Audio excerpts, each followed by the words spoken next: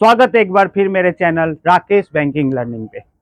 हम लोग अभी डिस्कस कर रहे थे सेल्स प्रोसेस में हमने डिस्कस किया कि कैसे हम प्रोस्पेक्टिंग करेंगे, कैसे हम प्रिपरेशन करेंगे, कैसे हम एक्शन करेंगे, कैसे ऑब्जेक्ट हैंडलिंग करेंगे और कैसे क्लोजर की ओर ले जाएंगे। ये टोटल प्रोसेस PPAPHC, इसी प्रोसेस में आपको फॉलो करना है। और वहां मैंने बोला था कि कैसे हम गोल्डन प्रोसेस को फॉलो करते हैं और प्लैटिनम प्रोसेस को फॉलो करते हैं। ज्यादातर हम लोग गोल्डन प्रोसेस को फॉलो करते हैं और गोल्डन प्रोसेस फॉलो मतलब होता है कि हम कस्टमर को सबसे ज्यादा प्रायोरिटी देंगे, हम कस्टमर के काम को सबसे ज्यादा महत्व देंगे और उसको इमीडिएटली क्लोजर की ओर ले जाएंगे। ये बहुत इंपॉर्टेंट तरीका है जिससे आप कस्टमर का ट्रस्ट को जीत सकते हैं। लेकिन दोस्तों, प्लैटिनम वे ऑफ वर्किंग जो है वो भी बहुत ज़्यादा जरूरी होता है, क्योंकि आप प्लैटिनम वे ऑफ क्लोजर जो करते हैं या सेल्स प्रोसेस करते हैं, इसमें आप उसी तरीके से या उसी तरीकों को अपनाते हैं जो सारे तरीके कस्टमर चाह रहे हैं। मतलब आपकी वे ऑफ टॉकिंग, आपकी वे ऑफ वर्किंग कस्टमर के इच्छा के अनुसार चल रहा है। मतलब प्रोडक्ट तो आप अपने हिसाब से दे रहे हैं, कस्टमर के रिक्वायरमेंट के हिसाब दे रहे हैं, लेकिन आप तरीके वो अपना रहे हैं जो कस्टमर को अच्छा लग रहा है। मतलब ऐसे तरीके से समझाना जो कस्टमर समझने की कोशिश कर रहा है।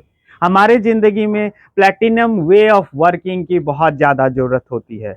वो चाहे हमारा अपना जिंदगी का तरीका हो या अपने प्रोडक्टिविटी का तरीका हो, platinum way of working is also required. आप इसको भी समझें। और सेल्स प्रोसेस में जो क्लोजर की कमी आती है दोस्तों, ये सबसे ज्यादा लैक ऑफ ट्रस्ट की वजह से आती है। जब कभी भी कोई कन्वर्सेशन में लैक ऑफ ट्रस्ट होगा, प्रोडक्टिविटी रिड्यूस हो जाएगी। इसीलिए दोस्तों, आप पहले कस्टमर की बातों को अच्छे से सुने, समझें और उसमें तरीका अपनाएं जो सही तरीका हो सकता है।